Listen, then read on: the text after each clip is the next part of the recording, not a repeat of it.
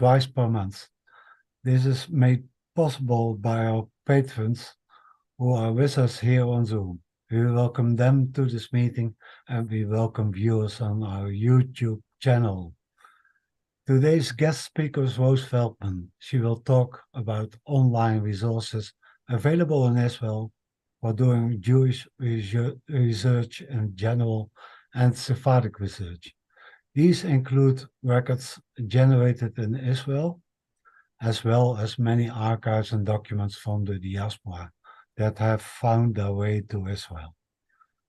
Rose Feldman is in charge of developing new databases for the Israel Genealogy Research Association.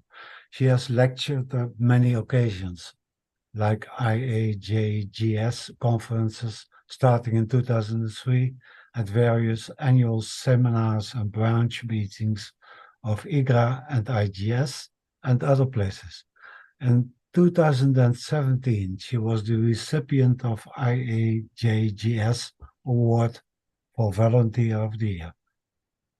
And Rose was one of the 3 coordinators of the all-important Montefiore Censuses Project. Welcome, Rose. Thank you, Tom. And I hope there are no sirens. But I'm going to talk about the resources for Sephardic research in Israel. If I can get it working. The Sephardim, in the widest definition, have always been an integral part of the population of Eretz Israel and Israel. They may be immigrants, first generation, second generation, or more, but still recognize their heritage. Documents mentioning these people can be found scattered among the various archives in Israel. Today's buzz term is heritage. In past decades, people would go to archives and libraries to find information. Today, many think everything is on the internet in some form, but do not necessarily know the language or are able to read the script if they do. This webinar will show a variety of sources in various formats. It is organized by the source of the material. The Montefiore Endowment has the Montefiore Censuses. The censuses of the Jewish inhabitants of the Holy Land, together with those of Alexandria, Sidon, and Beirut, were compiled by Sir Moses Montefiore during his visits to the region between the years 1839 and 1875. The details recorded include personal and family particulars, occupations, and countries of origin, together with surveys of Jewish religious institutions. Taken together, these censuses constitute a unique sociological and genealogical record of Jewish life in this area at that time. The Alexandria census is for 1840. It's a standalone census, and only the main towns, Jerusalem, Tiberias, and some of the other ones are found in all the 5 censuses. The other places can be found in 1 or 2 censuses. It's not always the same.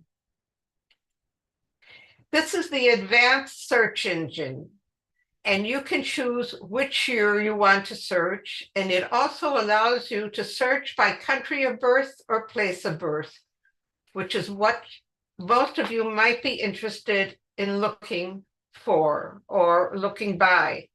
Now you'll see in the right-hand corner, it says families and institutions. The institutions are only for 1866 and 1875. And sometimes a person can appear once in a family and once in an institution, and we tried to do a cross-reference, but they've changed something in their website and not everything is working exactly. Here I searched in 1866 for the Jerusalem from North Africa, and you'll see that I circled Makhlouf Cohen, who's 45, and you'll see that he was born in Morocco in 1863. He was a peddler, he was poor. It has his wife's name and the name of two of his sons. Not everyone has all this information. And you can see that I emphasize the tree because if you click on the tree, you get to the scan. And this is how the scan looks. And I circled the line that gave you this exact family. The next source is the Israel State Archives. And I have to tell you that at the moment, their website has been hacked and you cannot do a search on it, but I'm going to show you a number of things that we have found on their search engine. They have the microfilms, or they have the originals actually, of the Turkish nefus. The Jews appear usually in the nefus for the late 1890 and 1905, up until World War I. It's written in Arabic script, but it's Turkish. And this is a page showing the Jews living in Jerusalem from the Maghreb. How do I know it? I can't read it, but somebody published an index of all the microfilms, and that's how I know what this is. This is already the new scan, and they've posted about half of it on the website. They have the Jerusalem census from 1949. This we have transcribed and is available in the IGRA database collection.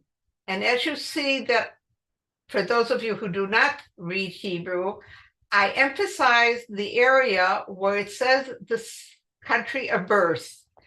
And this is a card for a certain apartment, and it tells you that they were living in the old city. It tells you the name of the street, and it tells you the owner of the house. And you can tell that the father and mother were born in Morocco. That's line number 1 and line number 2. And line number 3 and line number 4 are their children, and they were born in Eretz Israel. Another example is the wedding certificates. In about 10, not quite 10 years ago, the State Archives approached us and asked us if we would do a project of transcribing marriage certificates. And they gave us 50,000 scans. Now, some of them were completely filled out. Some of them were half filled out. Some of them were from the 1920s, and some of them were from all the way up through 48. Here you see a certificate from 1949. This does not include all the certificates of all the people married. This is just a portion of what they had scanned and gave us. Now, this marriage certificate is for Eliyahu Dahan, and he was 18. He was a soldier, and he was living in Haifa. It gives the name of his parents, David and Farha, and they're in Morocco. And then the second line is the wife. And IGRA transcribed it, and the names of the bride and the groom are transliterated to English so that you can search even by English or by Latin letters. This is an example from the Shomer HaTzahir archives in Givat Chaviva, and it's from 1953. And it's a list of immigrants with the names of the kibbutzim they were sent to. And you see 5 young people, all from Morocco. The first 2 were sent to the kibbutz Nachshonim, and the next 3 were sent to Kfar Masarik. So you see there's information all over the place, and you never know where you're going to find it. And you may never have thought to look there either. Another database that we have is that of the tombstones who died in the 1960 earthquake in Agadir, which is Morocco. It's almost on the, I believe, on the Atlantic seaboard. And somebody was hired to go there and to do to do a list of all those who were buried after the earthquake. They died in the earthquake or after or because of the earthquake. And then they donated the list to us. This is what a list of immigrants looks like. This list is from 1950. I have to warn you that the immigration list from the 20s and 30s have very little information, and they're even harder to read. Now, these lists can be found in a number of places. They can be found on the State Archives website. What you have to do is you look by year, and then you can download the PDF and go through page by page. They're also at the Central Zionist Archives, and MyHeritage has transcribed them, and therefore they include a transliteration, so you can search again in Hebrew or in English. Now, if you look at the area that's emphasized in purple, the first person is from Switzerland, the next one is from Morocco, the third from Czechia, the fourth from Morocco, the fifth from Morocco, the sixth from Germany, the seventh from Tunis, the eighth from Tunis, and then from Morocco. So you see there's a lot of places where you can find information. This example includes the family name, the first name, the year of birth, the name of the father and mother, the country of birth, the number in Kupat Cholim, that's the health service, the number of the Tudat Oleh, which is the immigration card, and where they were sent. I'd like to mention the Jerusalem Municipal Archives. They do not have any information on the website, but they may have one of the largest collections that would interest you. And that's because they have things not only of their dealing with Jerusalem, but also dealing specifically with the Sephardim. Here you have a survey about citizenship from 1927. That means this is from the beginning of the mandate period. And the person that I emphasize is Abutbul Avraham. He's 30. He's interested in getting citizenship, and his nationality is French Moroccan. And then there are 4 members of his family. And if you can read the script, there might be some additional comments. Not all the pages have so much information. As I was saying, the Jerusalem Municipal Archives includes the archives for the Committee of Sephardic and Oriental Communities in Jerusalem. The only place I could find them on the internet is that they are listed in the World Federation of Sephardic Communities. Now, this organization has had a number of name changes. In the beginning, it was only the Sephardic communities, and then they added that it included also the Oriental communities in Jerusalem. One of the things that you can find in their library, and I believe they have given a copy of it to the Mount Olives website, are the ledgers of the burial ledgers by the Parnas family. Now you might say, well, why does it say Parnas family? Because at one time in Jerusalem, there were 14 different burial societies. What's interesting here is that it goes all the way back to 1853. That's the mid-19th century, and it goes all the way up to 1948.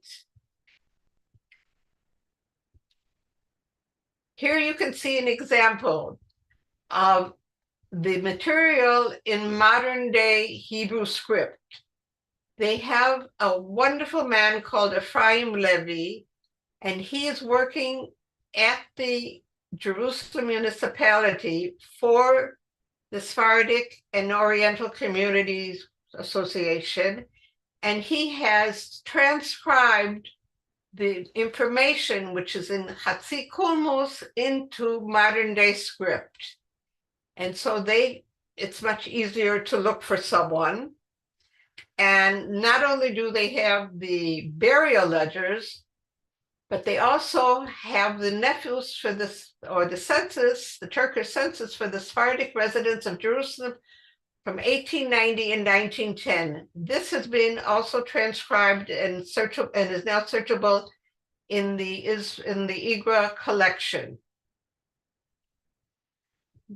Another thing that, another document that we have transcribed into our collection is the marriage ledger for the Sephardic community in Jerusalem, and it covers the period from 1893 to 1940.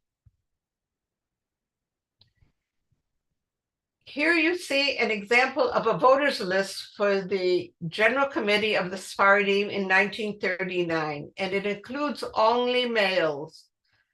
Now, the reason I'm stating this is that Jerusalem and Petach Tikva were the only municipalities that only allowed men to vote up till about 1836.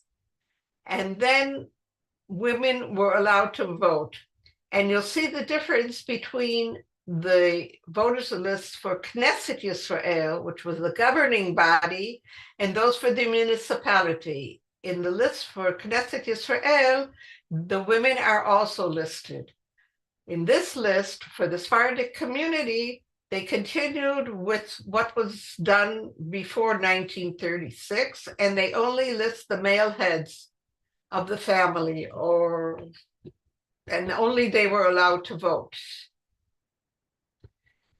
The next archive is the Central Archives for the History of the Jewish People, and they are now under the auspices of the National Library of Israel. And their collection is divided into 4 parts: communities, organizations, private collections, and copied material. They are slowly, it's hard to say. I'll go back a second. There had a card catalog, and on this card catalog, everything was cataloged according to the language of the original document, and it wasn't on the internet. And now they are slowly adding the information to the catalog of the National Library, but it's going in stages. So I'm going to show you various countries that may interest you, but the fact that you see the name of a place doesn't mean that it's fully cataloged. So you see on the left, you have Algeria, and on the right, you have Bulgaria. But as I state here, Lebanon and Libya have not been cataloged yet. Here you can see that they have Egypt, and some of the material is in French, and some of the material is in Hebrew. And then you have Greece, and there the files are mostly in Latin letters, except for one.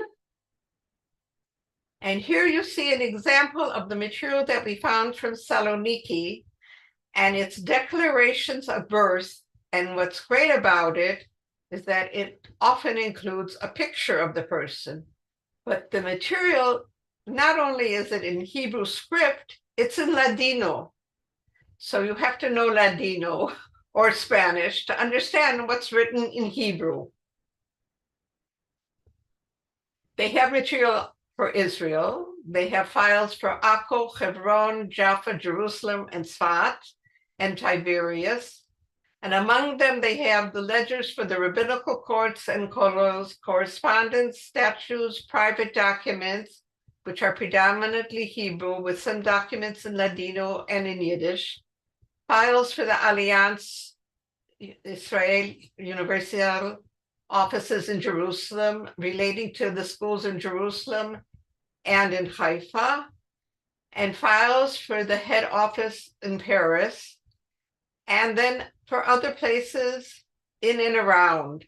Now, their collection is built on donations, and sometime, I'm not sure in which year, someone thought ahead and managed to bring most of the documents, most of the ledgers from the schools of Alliance in Morocco to Israel, and they are in this archive. IGRA has been building a database based on some of the ledgers, because there's different types of ledgers, and we picked the one that was found in most of the towns.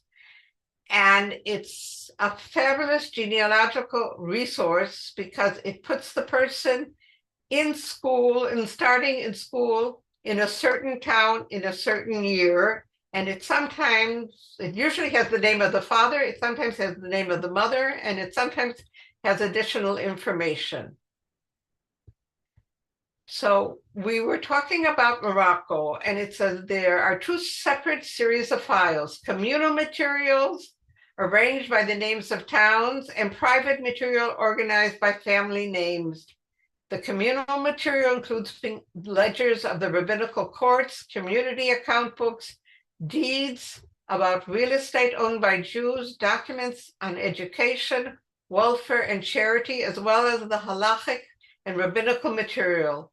Among the communities are Casablanca, Fez, Marrakesh, Meknes, and many others.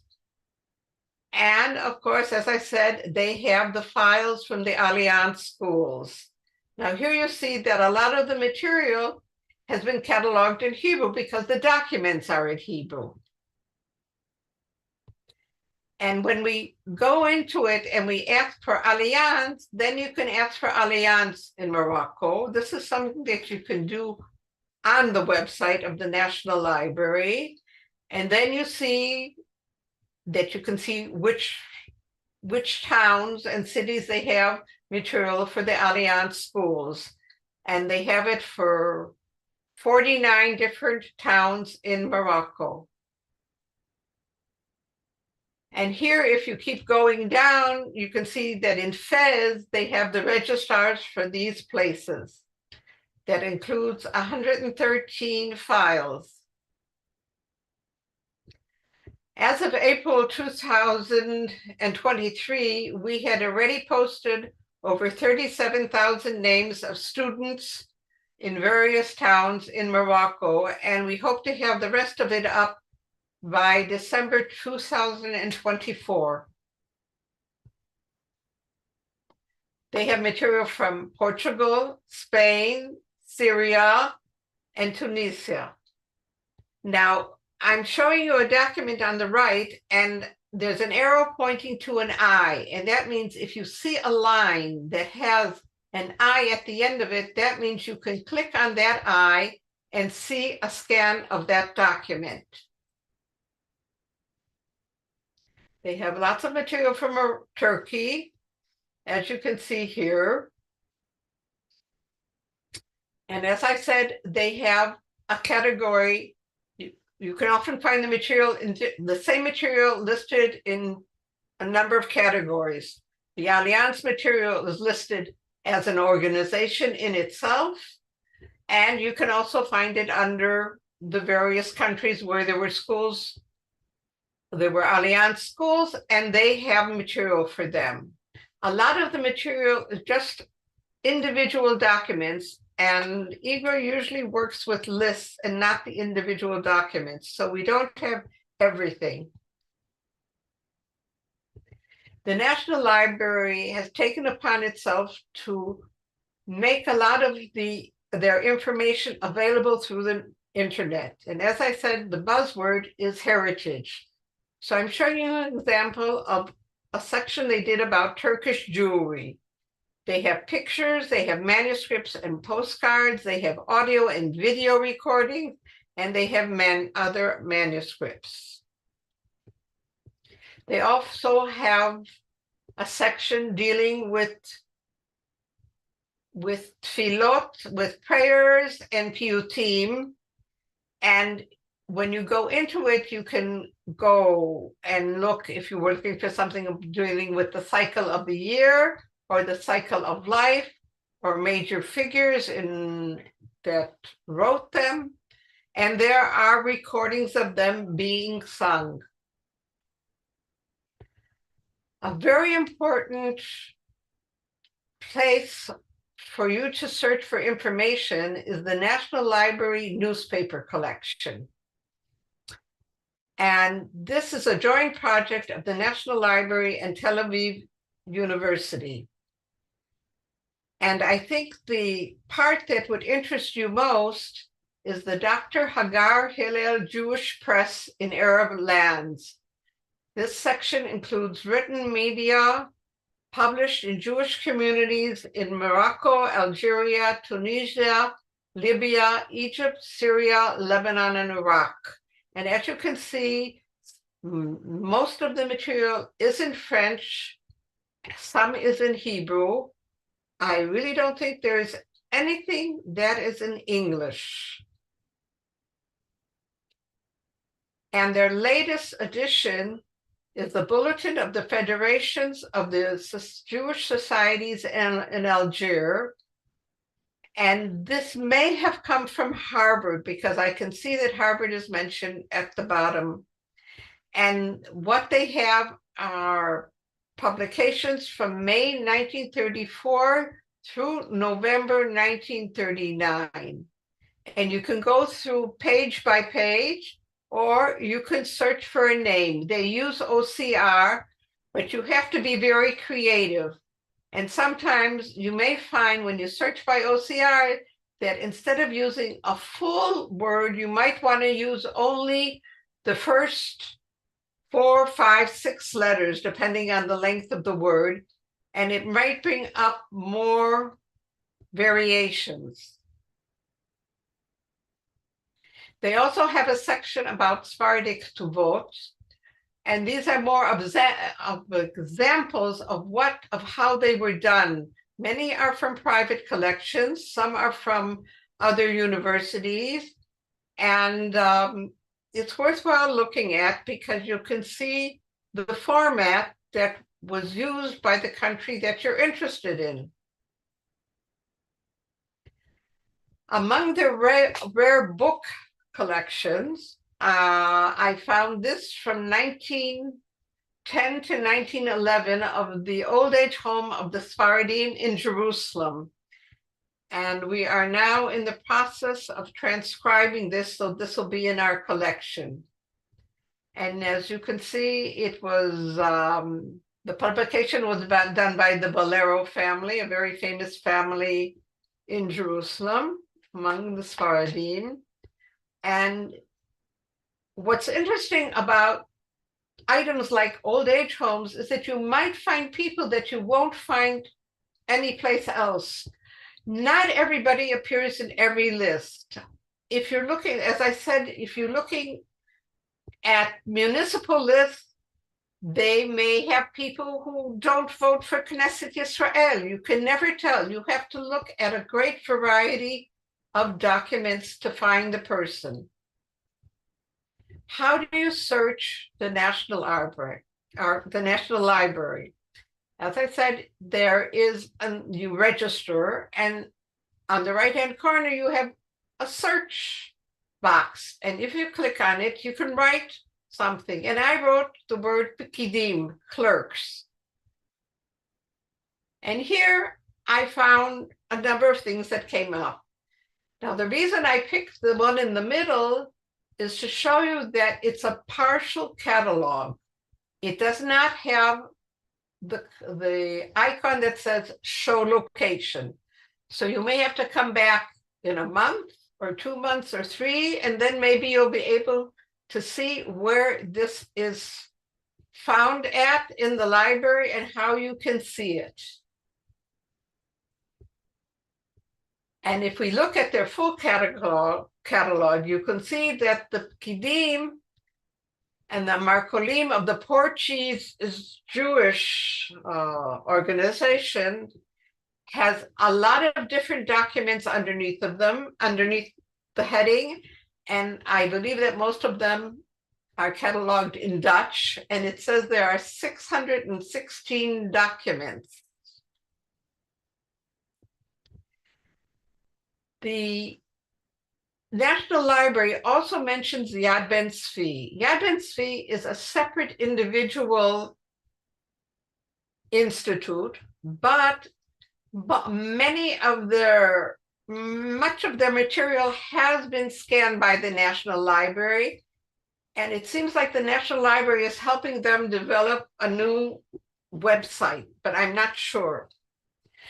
Yad Yitzhak Ben Tzvi is a governmental institute for culture and education that operates under the Yad Ben Tzvi 1969 law in order to carry on educational and scholarly works of Israel's second president, Mr. Yitzhak Ben Tzvi. The Yad Ben Tzvi comprises two institutes that reflect areas of interest of President Ben Tzvi, the Ben Tzvi Institute for the Study of Jewish Communities in the East, and the Institute for the Study of the Land of Israel.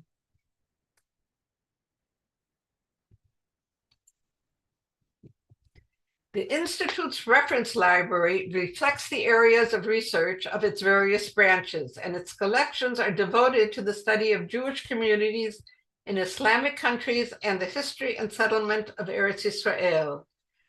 The library's collections include over 120,000 manuscripts, books, including rare items, journals, manuscripts, and marriage contacts.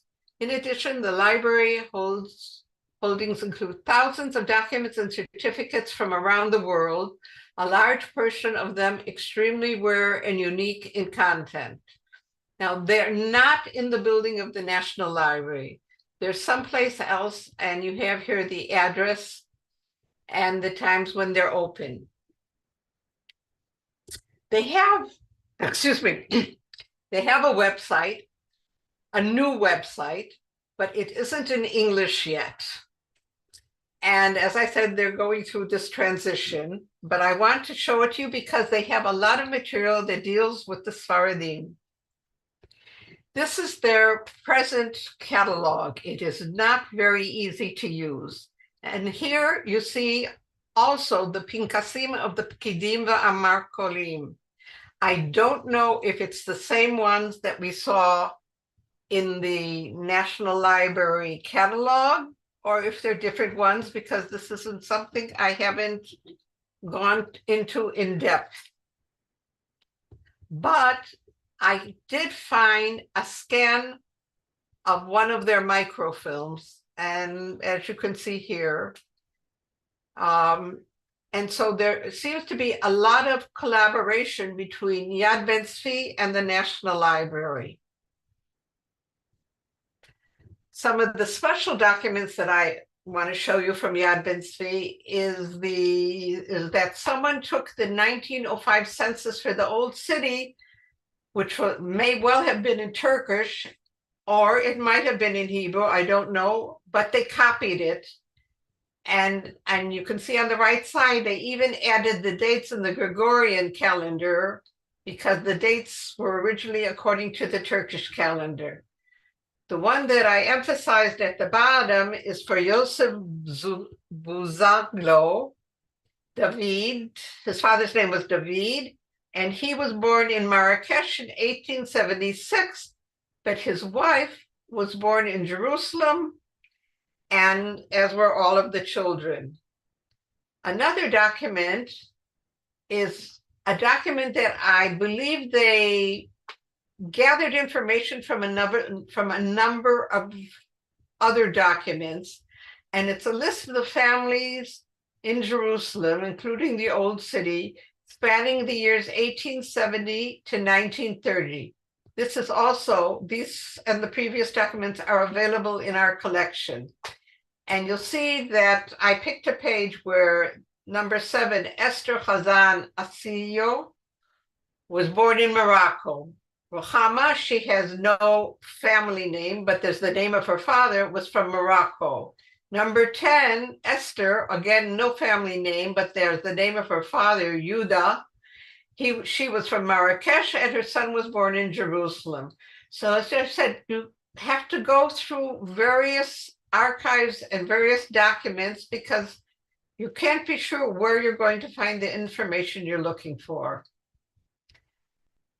When I looked for Deda Bieder in our collection, in the IGRA collection, I see her mentioned twice. She's mentioned once as a spouse of Salam, and then she's mentioned again as the spouse of Salam, but it isn't the same person because one is the child of David and the other one is the child of Yitzhak. Now on the left side, you see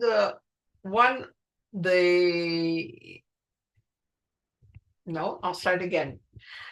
If you take the second line and you click on the detail button, then you'll get what you see on the left side with the information that we transcribed, showing that she was born in 1884 in Marrakesh and that she lives in Jerusalem.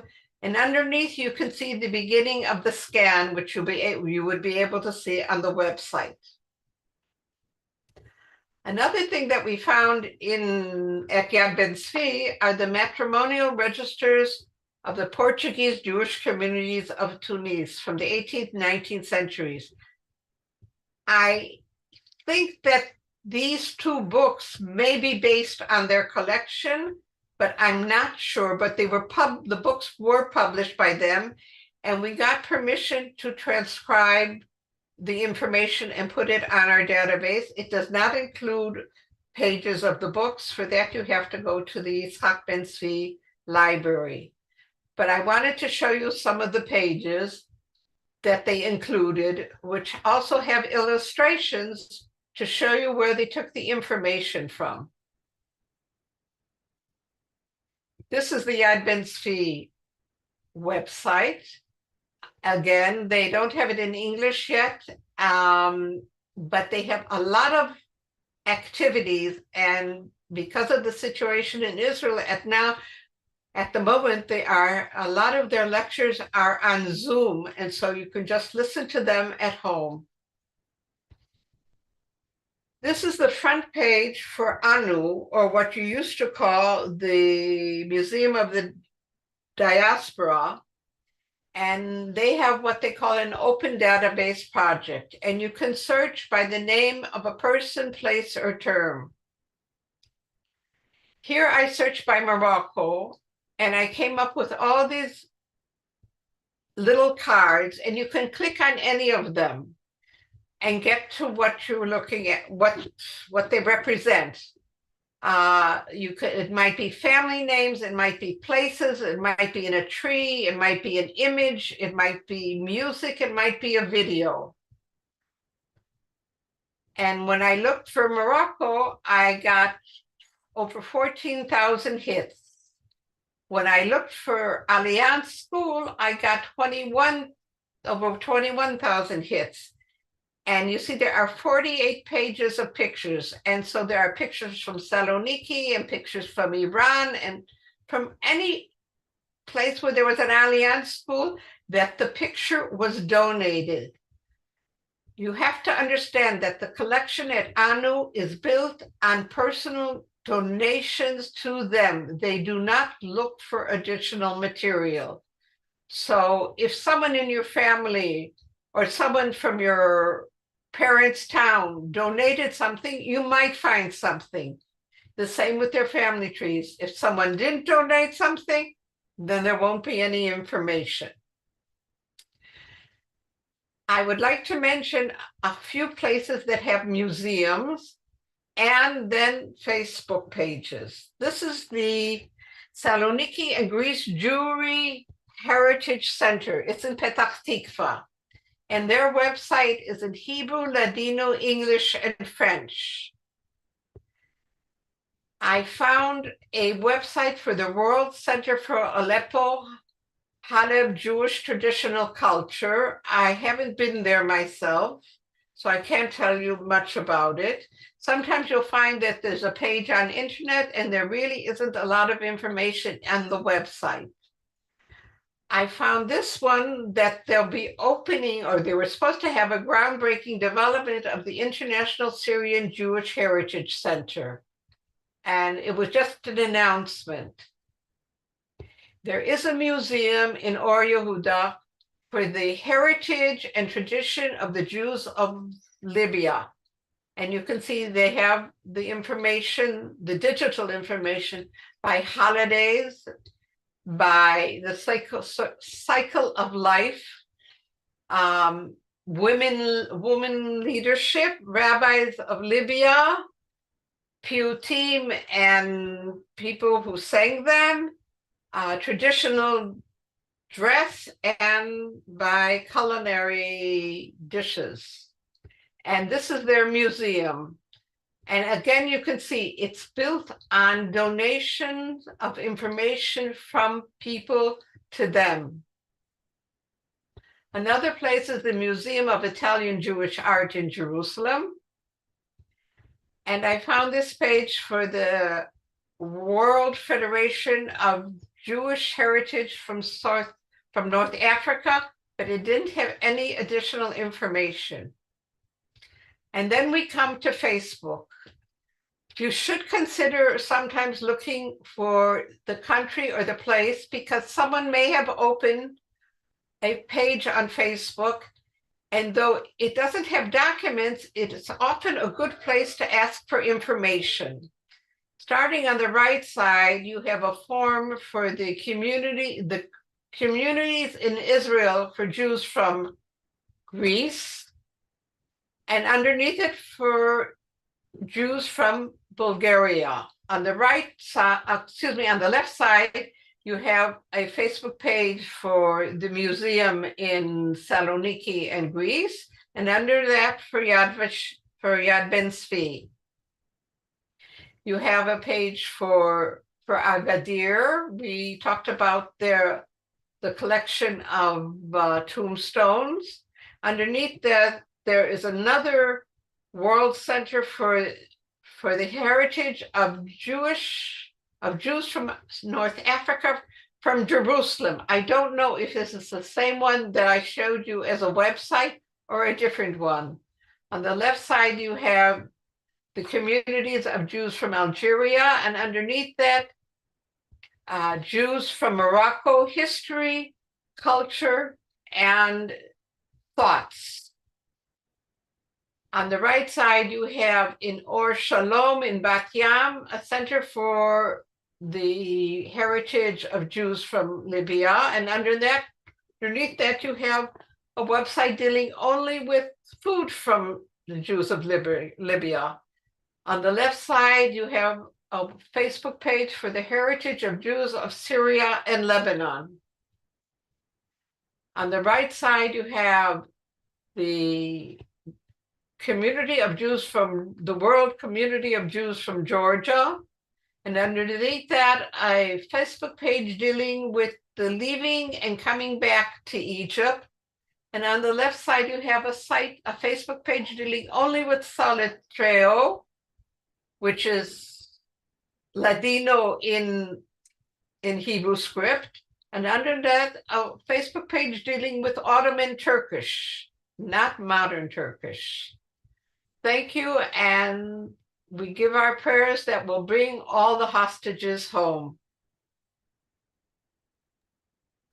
Amen. Thank you very much.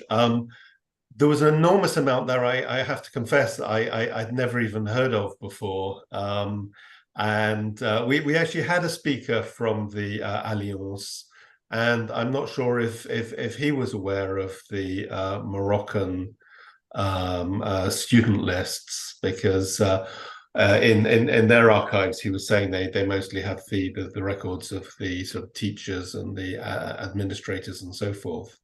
Can I ask, the British are quite organized, and I'm just wondering, during the mandate period, for example, if there is any kind of property register or building permits for putting up new buildings or anything like that, or census or post office books, or just general, not Sephardic, but just covering the whole kind of we have a number, there are a number of telephone registries, though there weren't a lot of telephones in the country.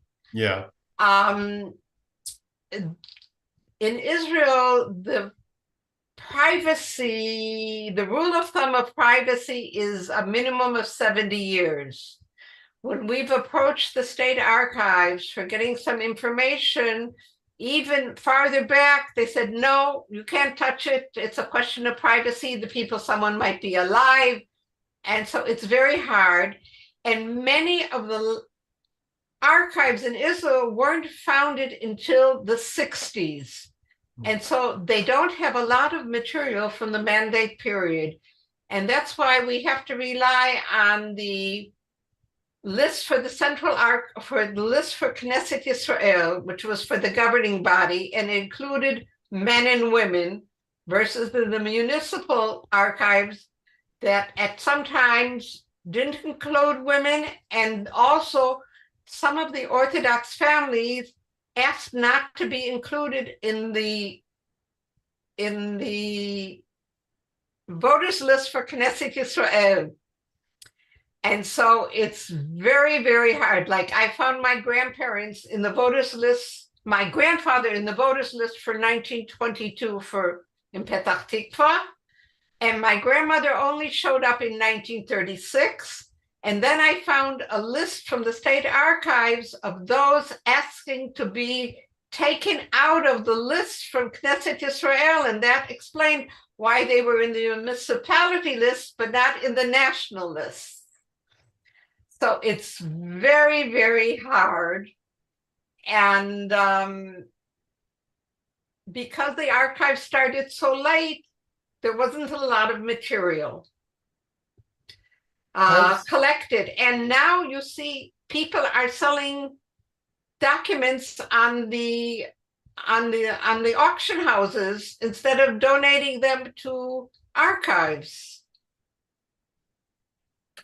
Yeah, and must be fearful about what's been thrown away over the years as well. And being thrown away. Now, Dafka registration, buying of land might be somewhere, but I can't tell you where. And I don't know if it'll be online, again, for all sorts of reasons. The National Library, the State Archives is scanning their material, but there is so much material. And I have a fear that some of the old material isn't even cataloged, because when they gave us the 50,000 marriage certificates, a few years later, one of the people working at the State Archive said, "Oh, we found some more." So you can never tell.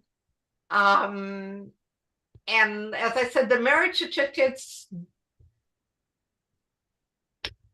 getting married in Israel, according to the British mandate, the rabbi had a month to tell the rabbanut. Because at that time in the 20s, there weren't telephones, there weren't faxes, people didn't have cars. So he couldn't go and tell them right away. And so you often see a period of time between the date of the marriage and when this specific certificate was given. Now the certificates that they gave us were sort of the end of the line after it went from the rabbi's ledger to the rabbinical court, and then it was registered, and then these certificates were supposed to be given out in 4 copies, one to the bride, one to the groom, one stayed with the court, and I don't know about the 4th one. And often the people would need this certificate to prove to the British that they were married for some reason. And I have a feeling that the copies we got were the ones that were given to the British officer in some office. And And then some people got married and they lost it. I saw my uncle needed a certificate that was given to him 10, 15 years after they were married because they couldn't find their certificate and he needed it for something. So he went back and they post-dated it in a way, and then he had it. So it's really hard to tell what you'll find and where you'll find it. Has anyone looked at the sort of consular records of the foreign consuls, presumably in Jerusalem, during the Ottoman period? Because Thierry Samama in France has done a lot of useful work on that. And I think Ton also in Dutch consulate. I haven't seen them, though they may be already cataloged. I haven't seen them. I've seen the German consular records that when the Germans left during World War II, all the records seems to have been taken by the British government. And a lot of them are online, have been scanned and are online. I saw a protege list when I guess Germany couldn't do it, and so the Spanish consulate was doing it towards the end of World War I. Okay. The German consulate material had stuff going back to the Ottoman Empire, because I remember seeing that they had lists or individual pieces of paper for people getting visas. As to somebody else, I haven't looked, so I can't answer you truthfully. I mean, there's so many different sources. Is there any kind of master plan to put everything together in one sort of mega index? I doubt it. Okay.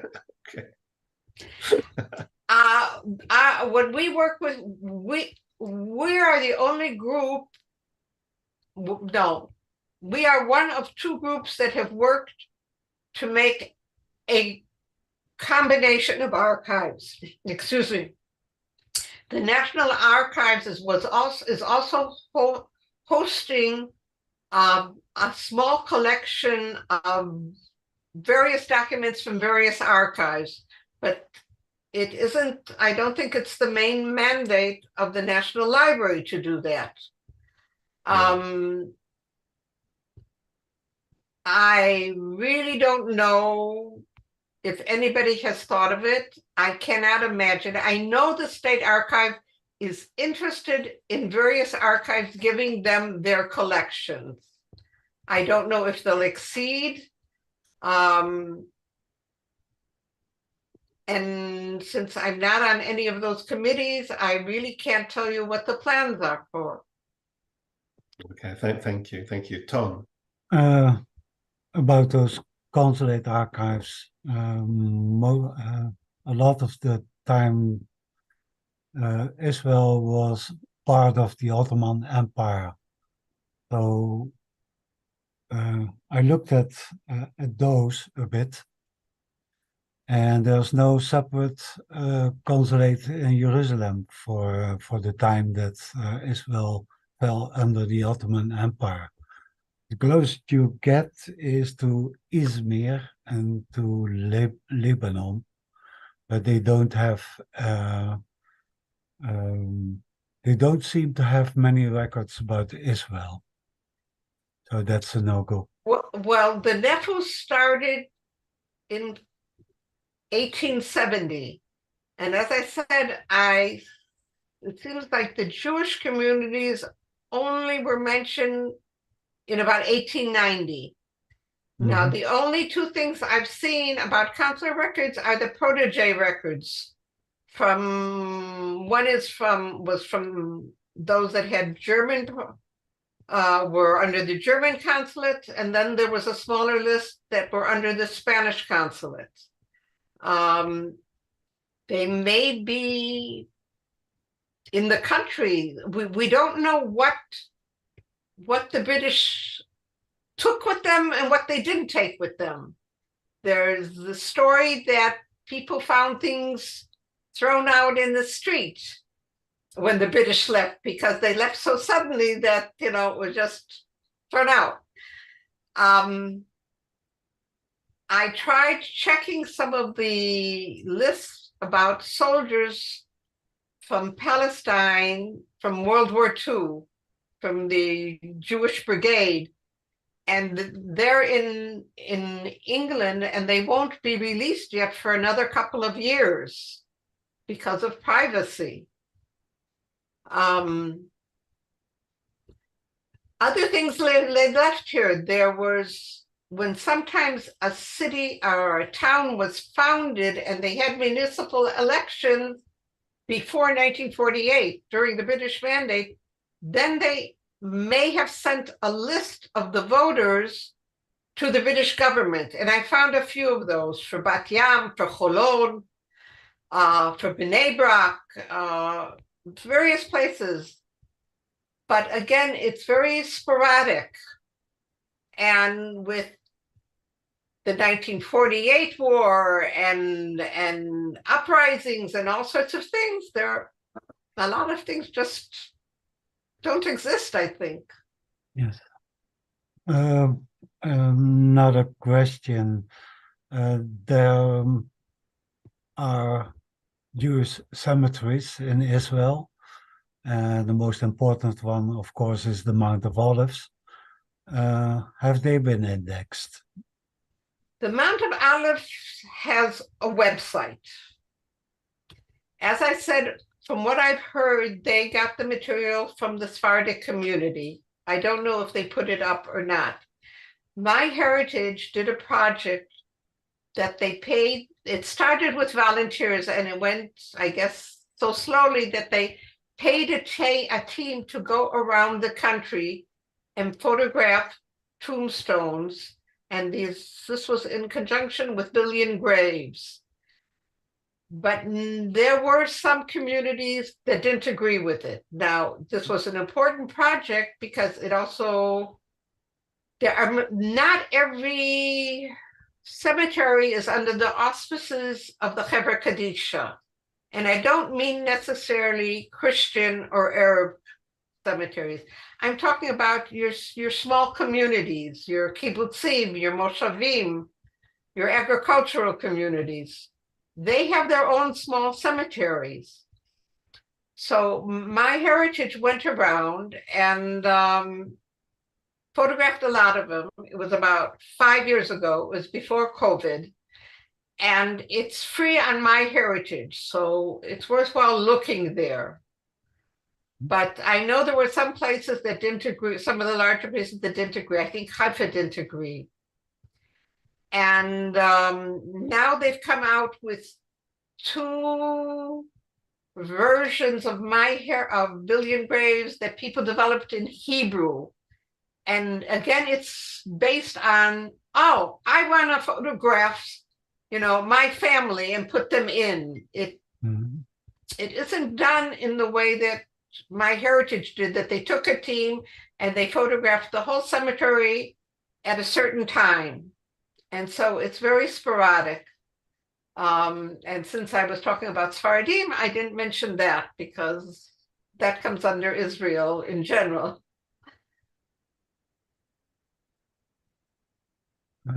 Any questions on YouTube? I'm No. looking. Unless anyone wants to post one, no questions there. I see someone asked me how I got started. Well, I got started because of Matilda Tadger Zal. If you're into Sephardic genealogy, you probably, for a number of years, you know about Matilda. Matilda was very instrumental in building the collection that is Sephardic genealogy under Jeff Malka. And Matilda in 2002 said, I need someone to work on some material for the 2004 conference in Jerusalem. And I volunteered. And that's how I got involved in Morocco, because Matilda was from Morocco. Her husband was from Bulgaria. And it grew from there. And this is very funny because except for my daughter-in-law who was born in Istanbul, we don't know of anyone who's Sephardic in our family.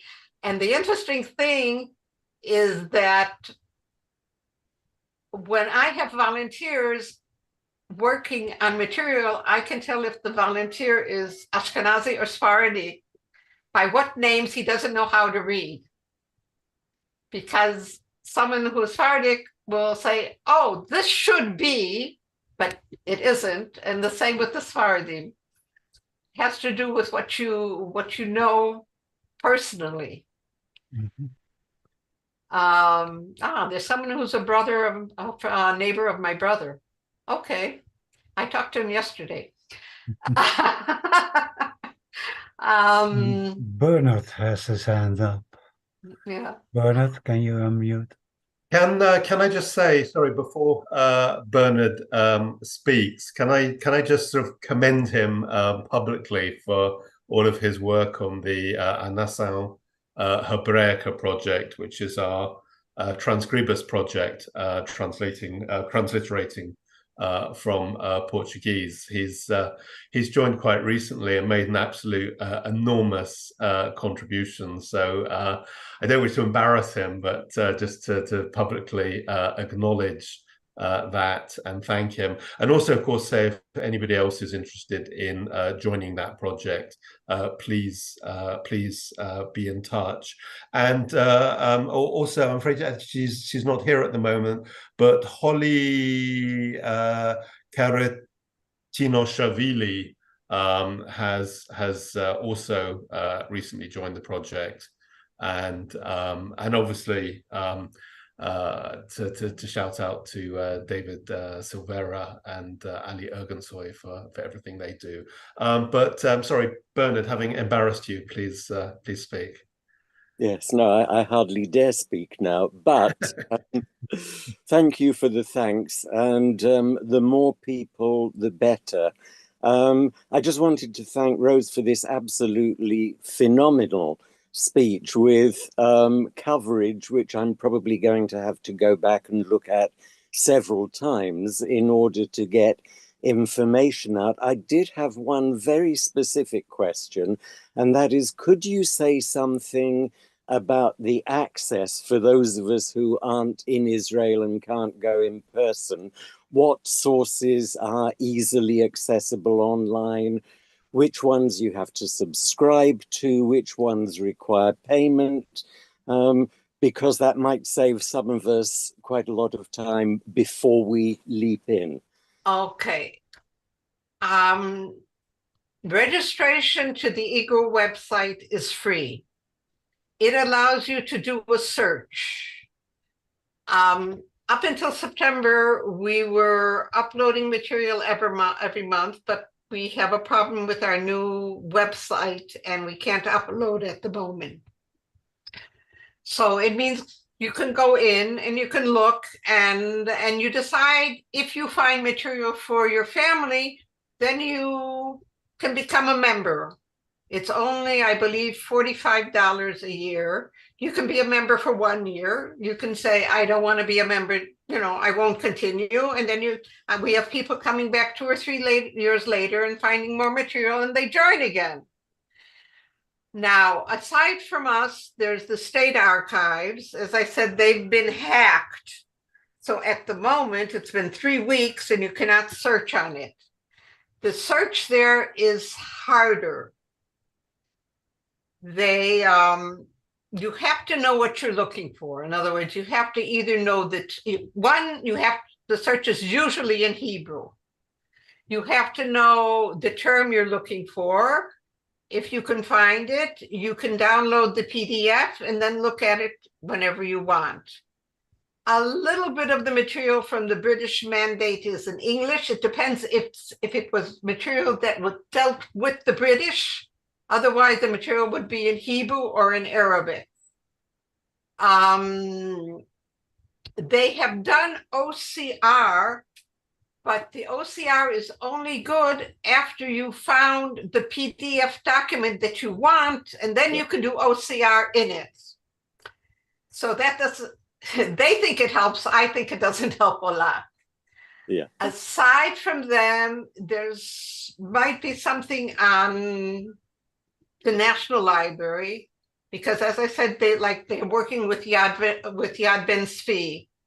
And so if you know what you're looking for, you might see the scan, because I was working with them and I said, I want A, B, and C. And he says, that's scanned on the National Library. So I could see it, and then I could see that it was in a script that I can't find anyone to read. So I said, okay, I'm not going to do that project.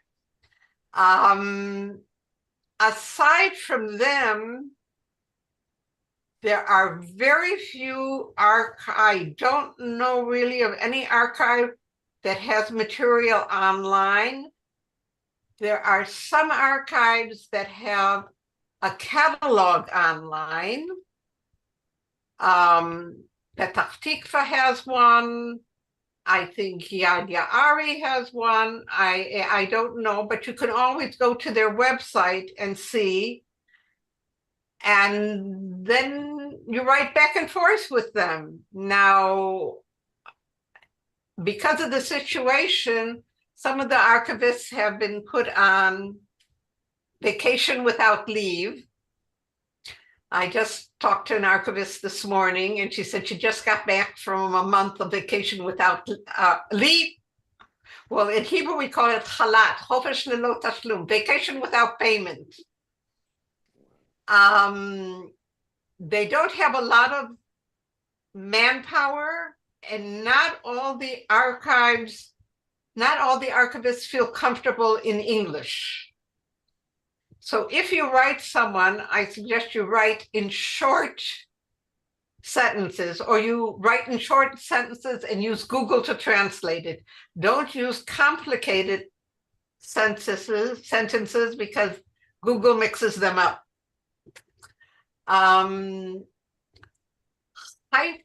Again, what happens is that, as I said, many of the archives were founded in the 60s or later. And so they don't have the period, they don't have the material from the mandate period. Or if they have material from the mandate period, it's only for the Jewish community, because during the mandate period, you had the Jewish community and its governing body, which was separate from the other community. And only after 1948, you have documents that include everybody that lived in the town. We look at things a little bit differently in IGRA because we call ourselves the Israel Genealogy Society and not the Jewish Genealogy Society. We don't take a tweezer and pick out only the Jews. So I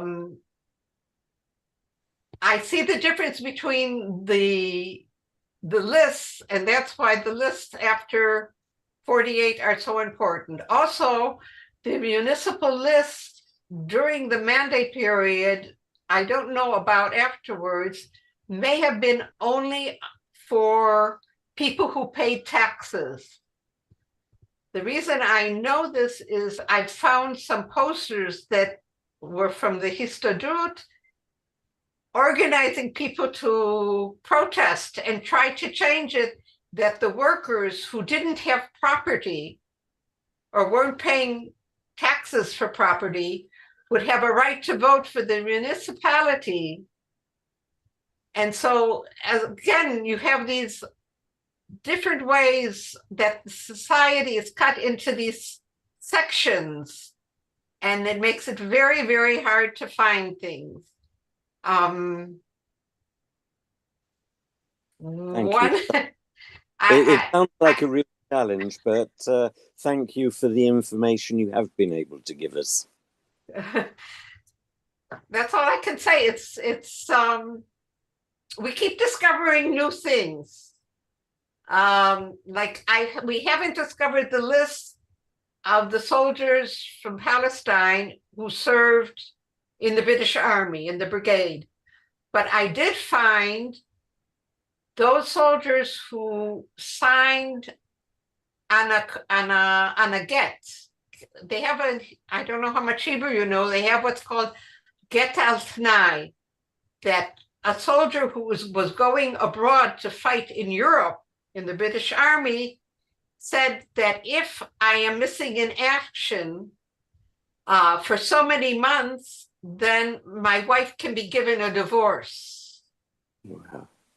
And this is one of the things that happened during the Yom Kippur War, is that it was so sudden that they didn't have soldiers sign, and there were women who were left and their husbands were missing in action. And the Rav Ovadia finally got the rabbis together, and they got to agreement that these women, that they could declare the husbands dead and the women could remarry.